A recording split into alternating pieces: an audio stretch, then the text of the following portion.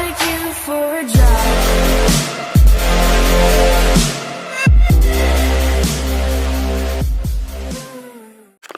Hey, what's going on YouTube? Welcome back to a brand new video. So in my previous video and on Snapchat, on Instagram story, I asked you guys to ask me some questions for a Q&A, and I was a little concerned just because I actually didn't think I was going to get like any questions, but you guys came through, or some of you guys came through, and so in this video I'm going to answer some of those questions, and well, I guess I'm going to answer all of them. So it's the first Q&A. I'm pretty excited, so let's jump on into it, guys.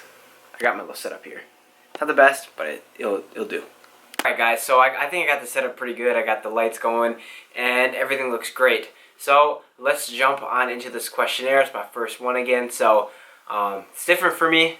A little nervous, but let's jump on into it. So the first question I have here is from Tenzin 1998, and that his question is best food for bulking. So while bulking, you're going to be in a caloric surplus, eating more calories than you're burning, and so really there's no best food. It's just eating in high volume. I would say some maybe high glycemic foods if you're really trying to put on some weight. If you're really trying to stay that lean approach, brown rice, sweet potatoes, but eat them in larger volumes. Again, white rice, oats, instant oats, chicken, blending stuff together like blending oats, protein powder, high-fat yogurts together.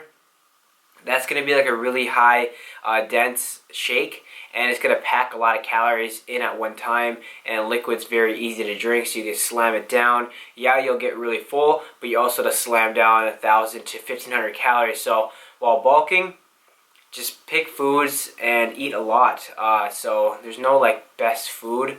Obviously you don't want to be eating ice cream and donuts all day long. You want to fill your body with nutrients that it needs. So hit your protein, hit your carbohydrates, hit your fats, but just make sure you're in the calorie surplus, eating more than you're burning, alright? So the next question I have here is from Braxton Powe. And his question is, what are the best websites to look at if I want to learn more about nutrition? So the best websites for nutrition, I look at examine.com, especially for like supplements.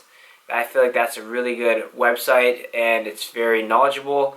The most of the stuff that I learned about nutrition from was my books. So finding books, guys, about nutrition is definitely going to help. Let me grab a book here real fast.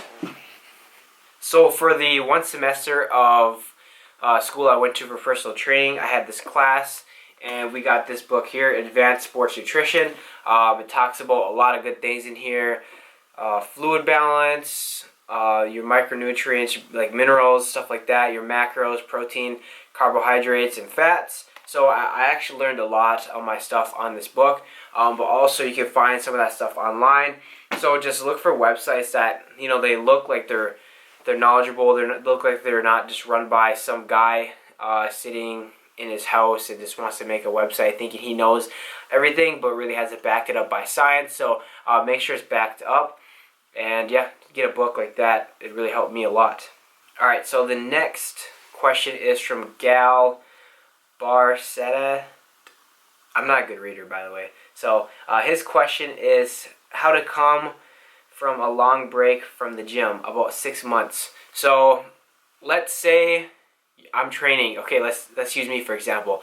I'm training, and all of a sudden I get super sick tomorrow, and I have to take, I guess, 6 months off because I'm sick for 6 months. What would I do when I come back?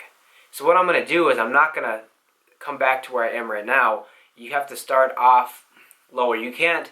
Your body will get shocked way too much. You would overtrain your body a lot, probably even get sick again, and maybe even get an injury. So let's say you're working out up here, like vigorous work, and you don't work out for 6 months, so 6 months of nothing. You can't jump back up there. You have to start kind of a little bit above nothing, and then week by week or month by month, you're going to come up slowly to get to where you were all the way over here. Alright, so don't jump into it. You'll get injured, maybe get sick, overtrain.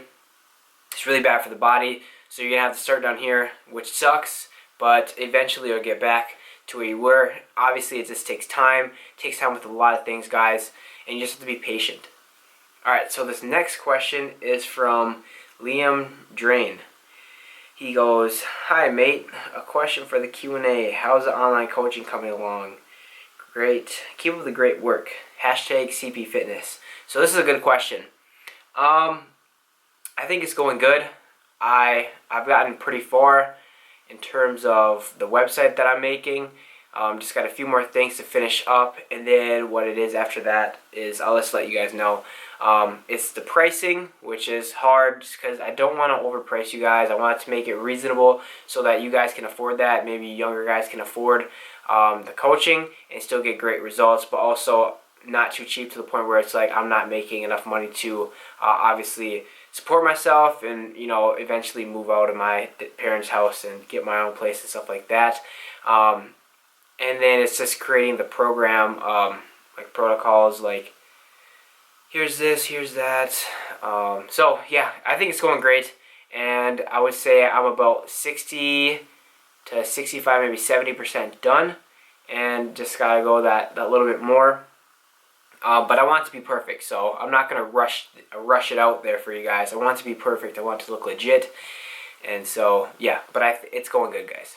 All right, so this next question is from A. Jace, and his question is, how would you approach the bar when the weight starts to get heavier and heavier, like technique-wise? So let's say one day you're in the gym and you're working up to a 1 rep max or a 3 rep max. Obviously, getting hyped up is good. Like, you don't want to go there like sluggish, like, oh yeah, time to max. You want to be like, yeah, woo, let's go. I'm gonna max it. I'm gonna get this.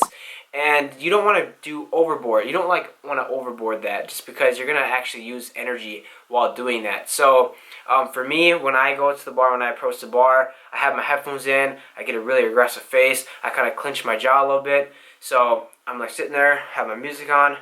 I start breathing a lot. I start looking at the bar. I'm thinking, yes, this is gonna happen. And I just get under it and I do it, guys. But you want to make sure your form is perfect. Any tweak in your system can just screw you over. Let's say your foot is like not in place with your other foot. You might not get it, maybe even get injured. So just make sure you're like 100% ready, zoned in. For me, I like to be quiet when I do it, but I also like, you know, in my head, I'm hyped. All right, but I'm not physically getting all hyped, because that's just energy wasted, and you just don't want to do that. Alright, so this next question is for, I don't know if the J is silent, but Nyan Aral. And his question is, hey, can you tell me how to work out at home without any gym material? So, I guess maybe I'll cover this in a video in the future. I'll work out at home with no equipment. But just finding things around the house, like let's say here I have this chair. You can do dips off a chair easy. So like just doing dips like this. Even do push-ups off of it. You know, like I have my gallon that I use every day to drink water. Obviously everyone usually has a milk gallon in their house. Grab that, you can curl that. You could do the tricep overhead extensions like that. You could do the kickbacks with it. You could do rows with it. Wide stance push-ups on the ground is going to activate some back along with some chest, like the closed, the diamond push-ups, the closed stance push-ups, the military push-ups. That's going to hit tricep and chest and some shoulder.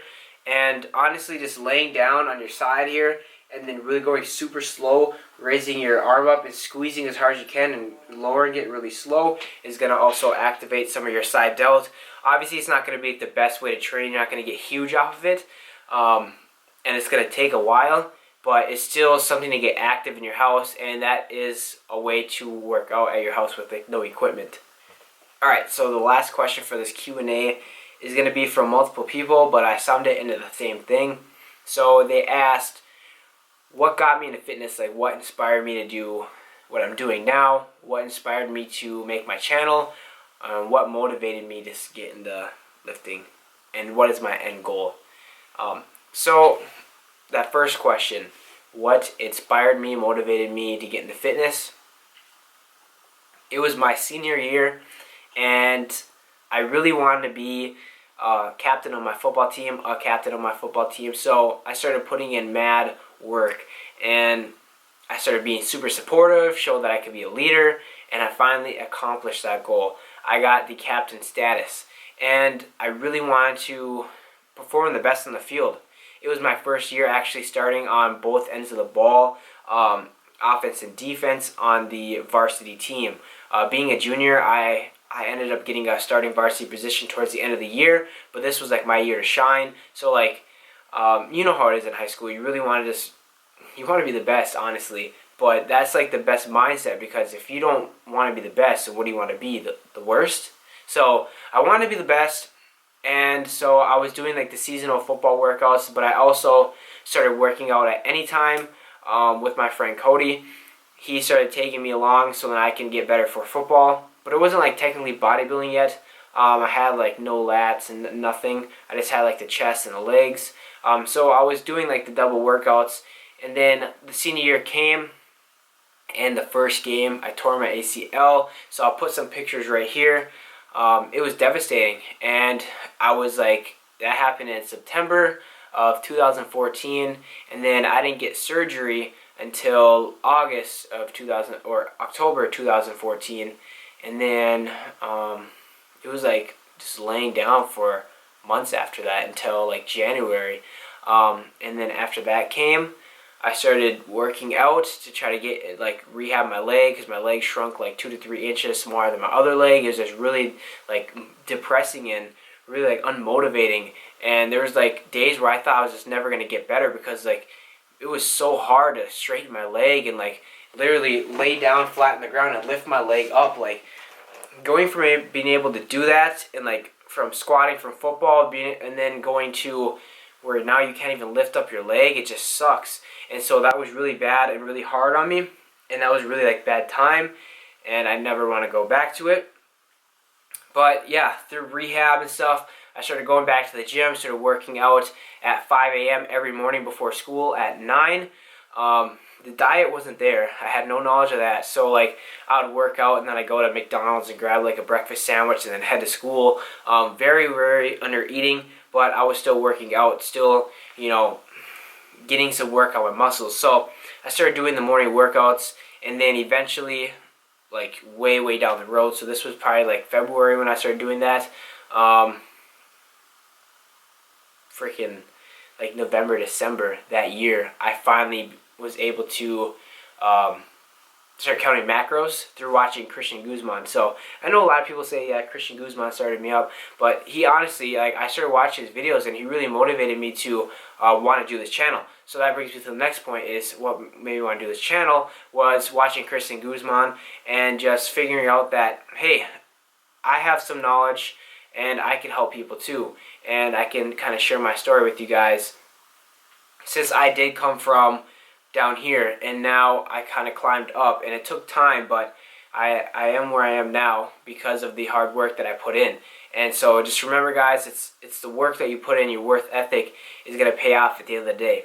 So I could have, you know, tore my ACL, laid in bed, didn't try that hard for the rehab, and my leg would still be kind of like broken right now, basically, or have all that muscle loss. But instead, I put my head where it needed to be, which was in the gym at the time, just to get better, and I don't regret it at all. So then I started bodybuilding, and here I am today. So I hope you guys enjoyed that Q&A. I got a little sad at that one part when I started talking about the ACL tear, but I just want to be real with you guys. It wasn't fun, and it sucked really bad, and I just never want to go back to that. I never want that to happen to any of you guys, because it just sucks being up here and now you're down here. So yeah, hope you guys enjoyed that Q&A. Thank you guys for watching.